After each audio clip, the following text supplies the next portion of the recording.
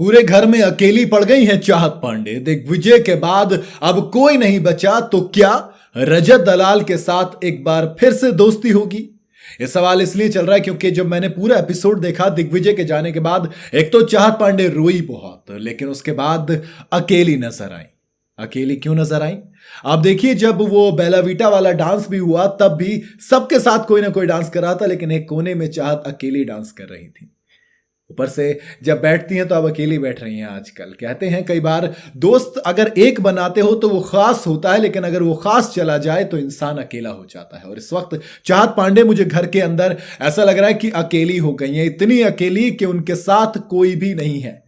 क्योंकि शिल्पा मैडम ने तो अब शिल्पा के लिए की इमेज बन गई है कि भैया शिल्पा की वजह से दिग्विजय सिंह राठी बाहर हुए, तो शिल्पा के साथ भी थोड़ी सी बहस हुई चाहत पांडे की। ऊपर से चाहत पहले से किसी के ग्रुप में थी नहीं, चाहत का अपना अलग ग्रुप नहीं था कोई भी, मतलब थोड़ी थोड़ी हर जगह बैठती थी। लेकिन फिर जब दिग्विजय के साथ दोस्ती हुई तो फिर वो पूरा टाइम दिग्विजय के साथ स्पेंड करती थी। रजत दलाल के साथ पहले दोस्ती थी तो उनके साथ बैठ जाती थी, लेकिन फिर नॉमिनेशन, तीखी नोकझोंक, बहस भूस, और आखिर में चाहत पांडे ने यह डिसाइड कर लिया था कि अब वो रजत दलाल के साथ कभी नहीं बैठेंगी।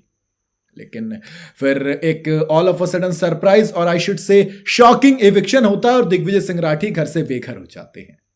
जो चाहत पांडे अभी अभी दिग्विजय के क्लोज आई थी, एक अच्छी जोड़ी बनी थी, वो अचानक से टूट जाती है। और ऐसी टूटती है कि चाहत पांडे का रोते रोते बुरा हाल हो जाता है। और जब दिग्विजय का इविक्शन अनाउंस हुआ तब सबसे पहले चाहत पांडे ही थी जो जाकर दिग्विजय के गले लग गई थी, क्योंकि बुरा लगा था, दिल टूटा था उनका कि एक दोस्त बनाया था खास, उसको भी ले लिया आपने बिग बॉस। सवाल तो आता है अब दिग्विजय के बाद रजत से दोस्ती की मैं इसलिए कह रहा हूं क्योंकि देखो, घर के अंदर एक स्टेटमेंट अब क्लियर आ गई है निकल के कि अगर रजत के साथ कोई है तो दोस्त वो सेफ रहने वाला है।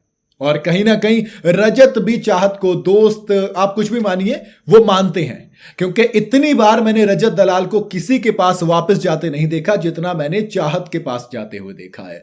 हजारों लड़ाइयां हुई, लेकिन हर लड़ाई के बाद खुद रजत दलाल सामने से जाते हैं, सॉरी बोलते हैं और फिर साथ में बैठ के कहते हैं कि चलिए एक फ्रेश स्टार्ट करते हैं। हालांकि उस स्टार्ट का एंड हर बार एक ही तरीके का होता है। कई बार रजत दलाल चाहत पांडे को नॉमिनेट कर देते हैं तो कभी किस तरीके से उस चीज में मजाक या गुस्सा या प्यार कुछ भी कहिए, लेकिन वो तकरार आती है और फिर वो दोस्ती खत्म हो जाती है। लेकिन अब जब चाहत पांडे अकेली पड़ गई हैं तो क्या वापस रजत दलाल के पास जाएंगी? मेरे ख्याल से रजत उस चीज को समझेंगे कि भैया लगता है चाहत अकेली है, रजत आने की भी कोशिश करेंगे। But again this time it depends on चाहत पांडे कि क्या वो दोस्ती बनाना चाहती हैं। याद है ना आपको, घोड़े के ऊपर आखिरी बार जब बैठकर रजत ने बुलाया था तो फिर चाहत को लगा कि ये तो मजाक हो रहा है मेरा। चाहत ने फिर कहा कि नहीं, मुझे आपके साथ नहीं जाना है, नहीं दोस्ती करनी है अब दोबारा से।